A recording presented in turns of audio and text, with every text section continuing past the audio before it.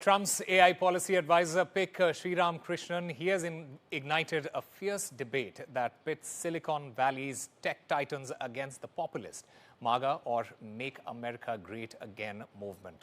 Sriram Krishnan is facing backlash for his comments involving removing country caps of H1B visas and the growing tension over the future of US immigration policy and the role of foreign talents, particularly from countries like India in Washington's tech future.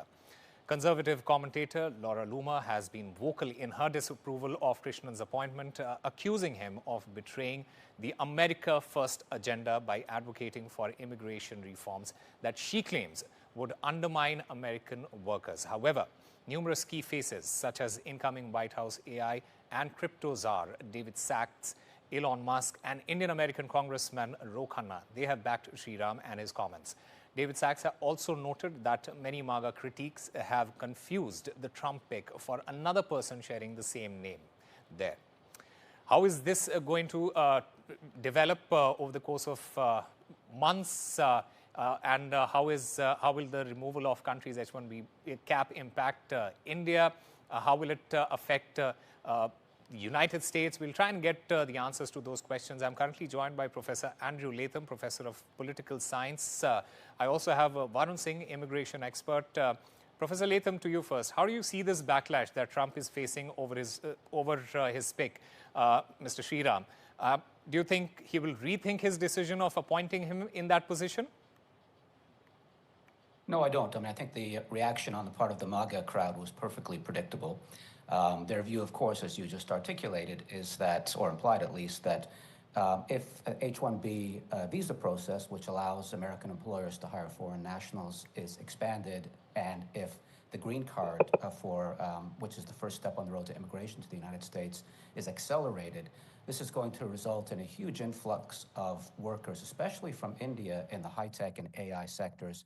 And that, according to the far-right MAGA crowd, is going to displace American workers, hence the claim that this works against America first. My view is that they're completely wrong about this, but that nevertheless is the party line, as it were, coming out of the Laura Loomer, MAGA, far-right influencer crowd. Okay. Varun Singh, the question is, how will the removal of country H1B cap impact India here? Just break it down for us. Yeah, so Shaab, this is very interesting. You know that 75% of Indians only have the dominance on the H1B cap. And if this is, the recent change was also introduced where the H4 and the spouse and the dependents and the families will also get an extension. And till date, it was for 6 months. And the new Trump era, it will be for next 1.5 years. So this is also a big movement and this is a big change because of the lengthy process and delayed outcomes. There were a lot of stress and a lot of relief will come in terms of financial stability and security for the families who are living there. And this is the impact for reforming the green card and the entire process, where there's a huge backlogs in terms of numbers. And especially the Indians community, they contribute the 70–80% of the resources there.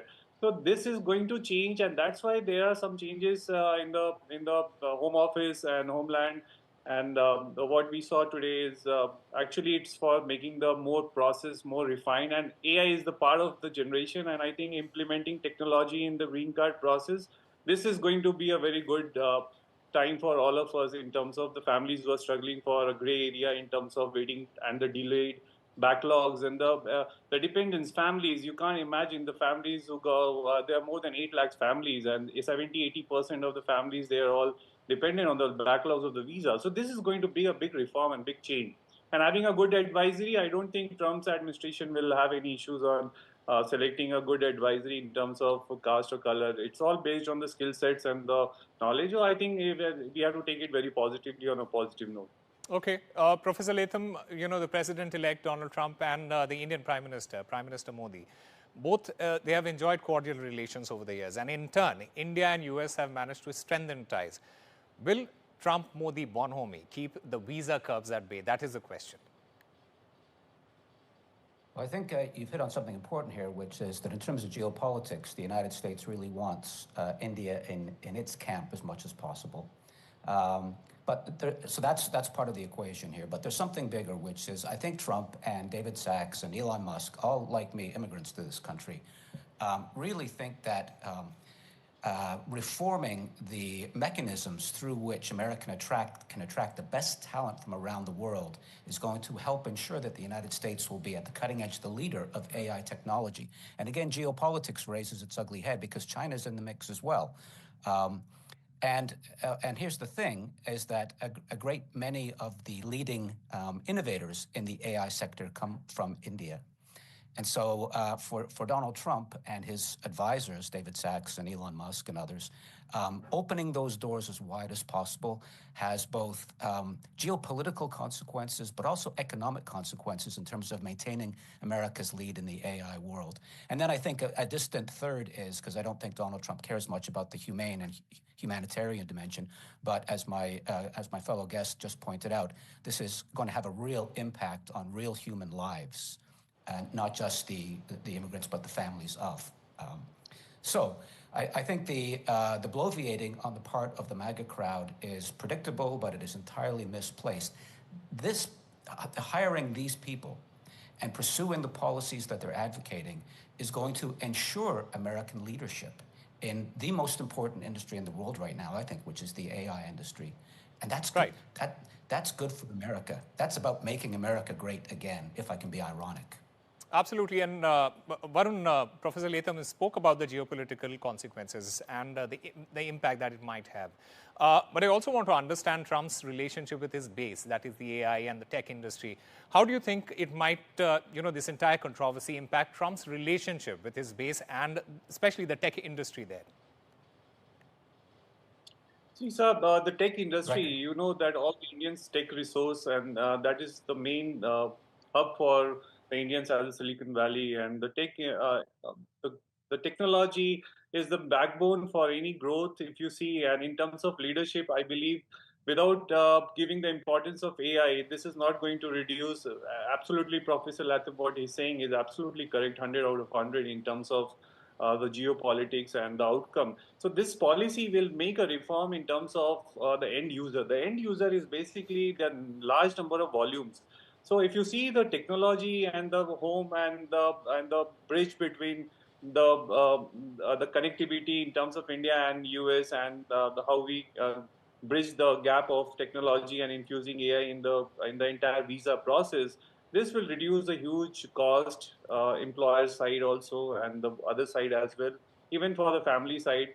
And I believe this is a need of the hour. And handling such a huge data and highly secured and very important data, this has to be dealt with the technology infusement, which is a very important part. And that's why there's a advisory policies, and that's why this is a discussion going on, because this is what it's required to make the change and make America great again. So this is the movement. So this is a part of the movement, I believe. And I think the picture, as I told you, it looks very promising. And we as an immigration consultant, we see the backlogs. It's not about India. You see the global backlogs.